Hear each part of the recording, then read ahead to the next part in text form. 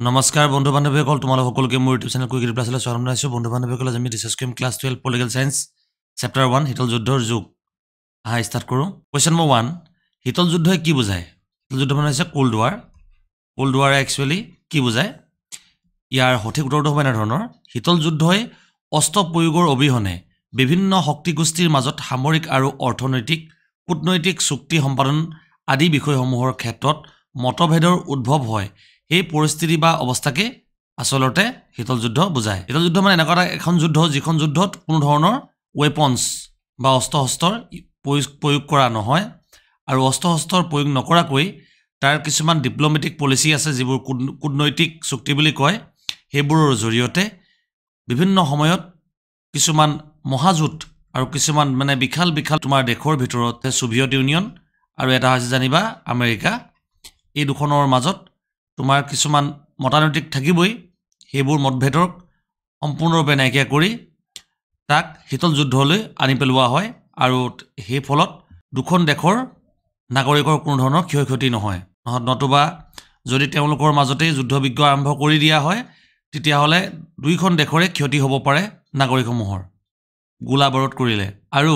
দ্বিতীয় বিশ্বযুদ্ধৰ পৰৱৰ্তী সময়ত সোভিয়েট আৰু আমেৰিকাৰ অন্তৰ্গত দুই শক্তি গোষ্ঠীৰ মাজত শীতল যুদ্ধৰ সৃষ্টি হৈছিল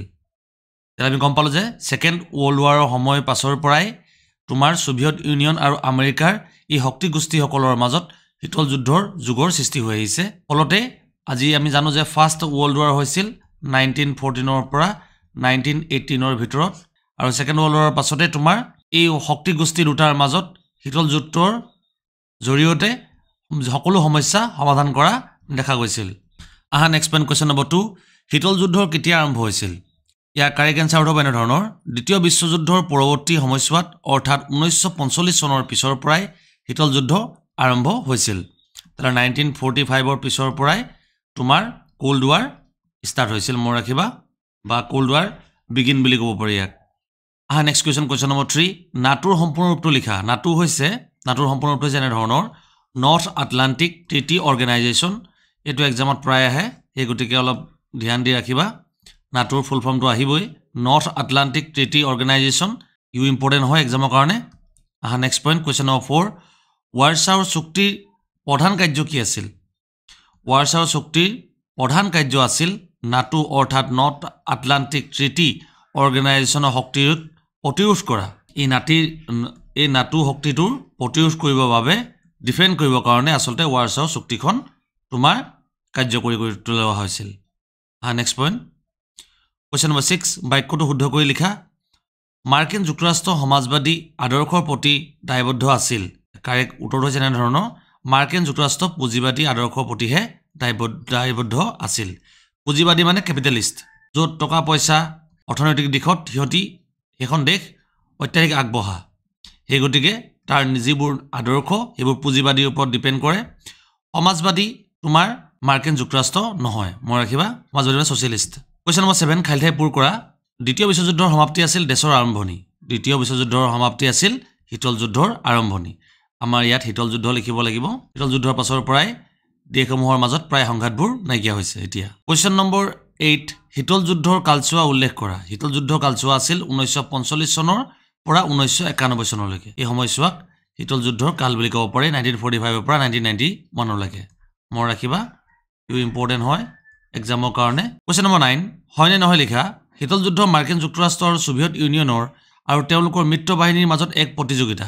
হয় মানে মিত্ৰ বাহিনী আৰু মিত্ৰ গোষ্ঠীৰ মাজত থকা এখন প্ৰতিদ্বন্দ্বিতাই আছিল আৰু প্ৰতিযোগিতাই আছিল সেই সময়ত তোমাৰ যুদ্ধসমূহৰ মাজত হোৱা শীতল যুদ্ধৰ মাজত হোৱা শক্তি প্ৰদৰ্শন কোৱেশ্চন নম্বৰ 10 নিউৰ সম্পূৰ্ণ ৰূপটো লিখা চেন্ট্ৰো হ'ল এছিয়াৰ এক চুক্তি সংগঠন ইয়াৰ সম্পূৰ্ণ ৰূপটো হ'ল central treaty organisation CENTO full form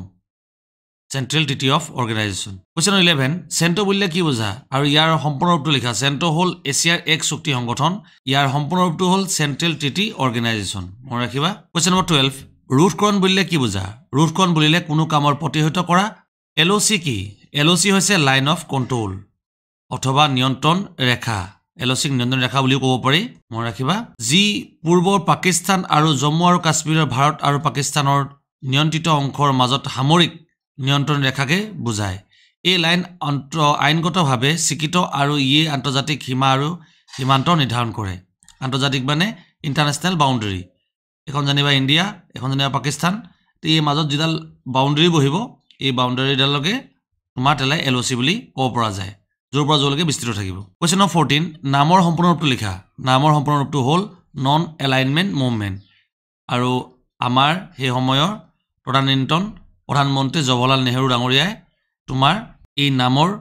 লগত ওতপ্ৰোতভাৱে জড়িত আছিল কোৱেশ্চন নম্বৰ 15 কিউবাৰ সংকট কি আছিল কিউবাৰ সংকট হ'ল এক মতানৈক্য বা সংকট যিটো সোভিয়েট ৰাছিয়াৰ কিউবালৈ পাৰমাণৱিক ক্ষেপণাস্ত্ৰ কঢ়িয়াই নিয়াত আমেৰিকাৰ বাধাৰ সৃষ্টি কৰিছিল মনত ৰাখিবা এয়া আছিল কিউবাৰ সংকট নেক্সট কোৱেশ্চন নম্বৰ 16 UNCTAD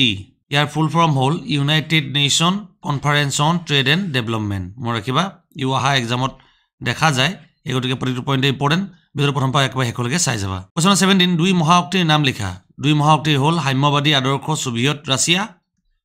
আৰু পুঁজিবাদী আদৰ্শ আমেৰিকা যুক্তৰাষ্ট্ৰ কেপিটেলিষ্ট হৈছে আমেৰিকা মনত ৰাখিবা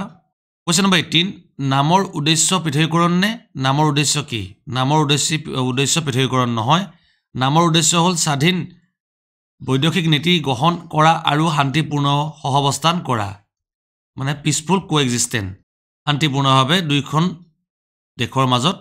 সহাৱস্থান কৰাটোৱে হৈছে নামৰ মুখ্য উদ্দেশ্য সংঘাত দূৰ কৰা কোৱেশ্চন 19 কোন বছৰ মাৰ্কিন যুক্তৰাষ্ট্ৰই জাপানৰ মহানগৰৰ নাগাসাকি আৰু হিৰোশ্বিমা দুটা আণৱিক বোমা নিক্ষেপ কৰিছিল এয়া চন আছিল 1945 চনৰ মাৰ্কিন যুক্তৰাষ্ট্ৰই জাপানৰ মহানগৰ নাগাসাকি আৰু হিৰোশ্বিমা দুটা আণৱিক বোমা নিক্ষেপ কৰিছিল মনত ৰাখিবা আজিৰ লাষ্ট কোৱেশ্চন নম্বৰ 20